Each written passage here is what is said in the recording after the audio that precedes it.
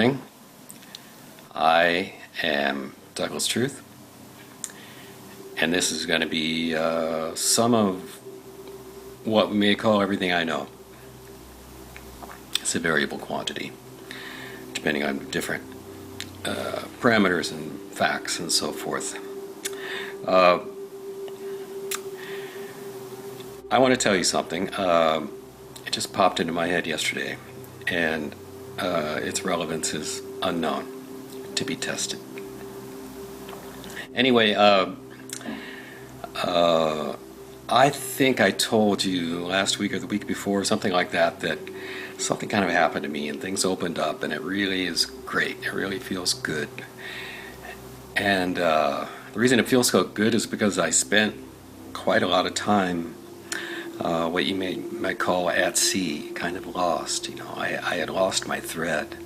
Excuse me.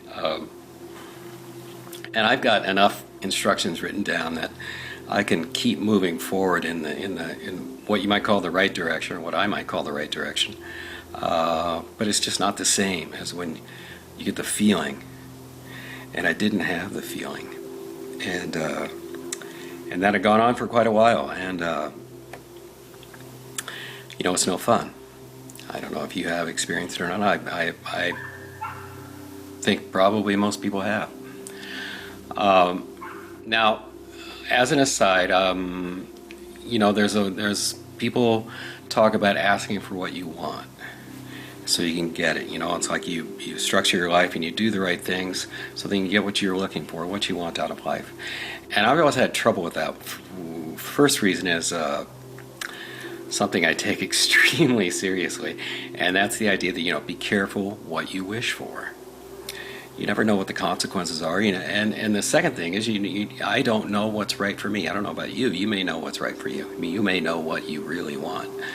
I'm not so sure. I'm less sanguine about my mental capabilities. I mean, they're good. Those capabilities are good. They can convince me of anything. They can make a case for anything. So what I want is very, very changeable. And so that's another reason I'm quite reluctant to go there. Like, you know, okay, I'm asking for what I want. Now, let's not even get into the idea that that could be a prayer, which I think is an awful thought. So asking for what I want. So I was walking down the street. I was having a bad time. I was in a bad way, at sea, lost. And my instructions were fading, you know, or I couldn't find them. Kind of like one of those dreams where you can't find things. You don't know who you are. You don't know where you're going, but something is missing. And this had been an extended period of time. So I mean, it's a hot day, and I'm walking down the street on my way to town to get something, probably a cup of coffee.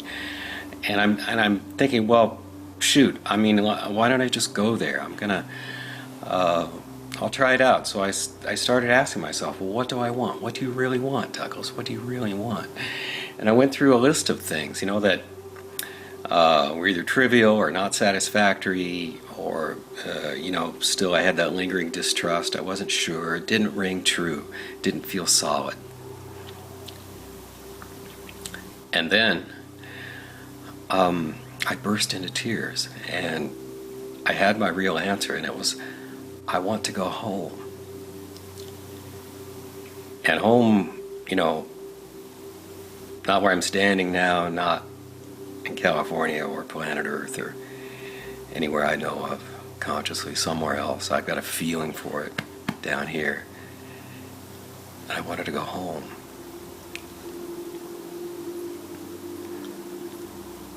Really, a yearning. I'm tired, I thought. I'm weary.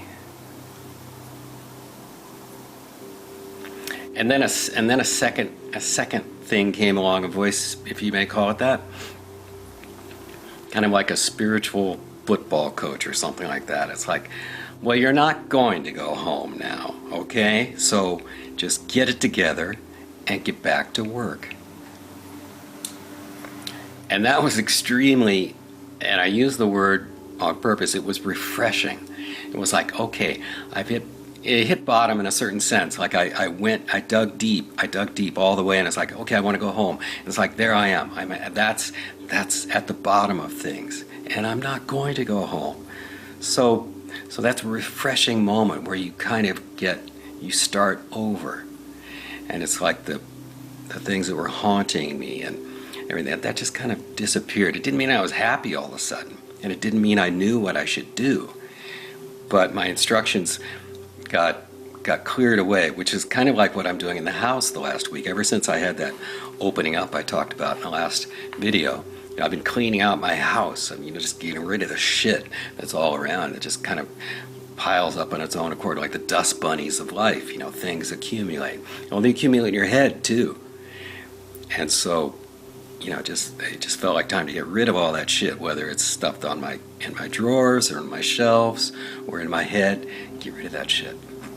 Clear out and get it together and get back to work.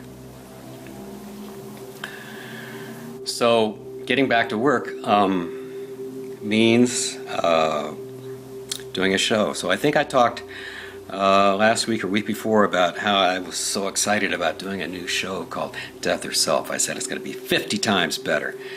And I'm going to do a show, but that's not it. I mean, what came out of that opening, the clarity was that that show's too contrived. There's too much fiction.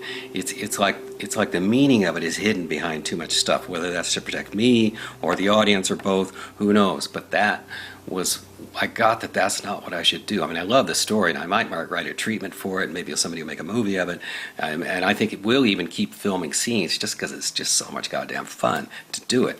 But that's not the show that I feel like I ought to do. That show, working title, is Everything I Know, A True Story.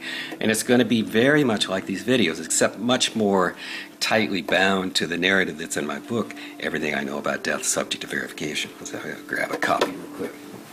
This is advertising here, right here. See? In my book, Everything I Know About Death, Subject to Verification. It's got all filled with words and pictures.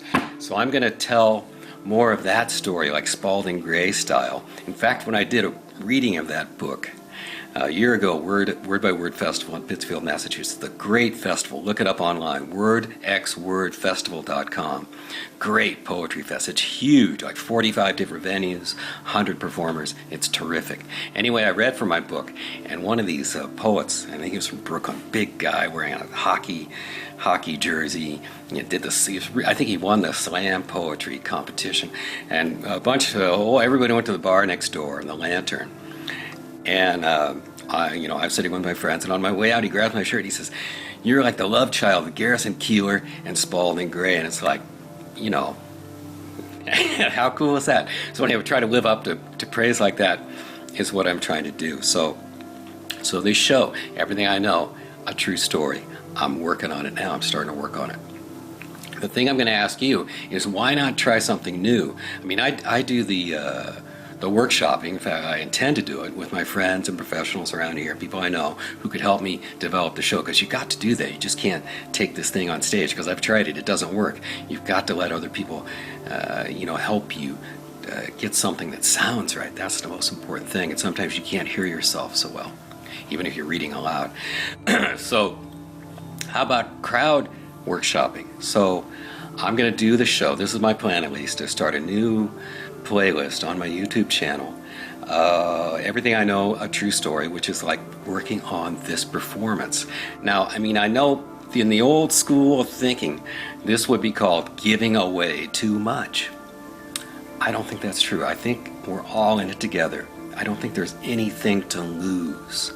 I don't think there's I think there's everything to gain by just giving it away, so to speak.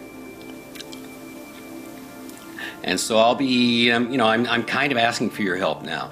Just by watching them, it's a great help. I mean, just like I look at the figures of, people watching these videos, and I'm astounded. I'm totally astounded that people watch this, stuff. So that's very inspiring. And so I'm hoping that something even more fantastic can come out of this process of developing the show. I'm going to be working a lot on it before I actually go into the video, but it's not going to be done. It's going to be in progress. It's going to be larval. It's going to be, yet to be born in its final state. So I'm thinking you guys could really help. So I think that could be really fun.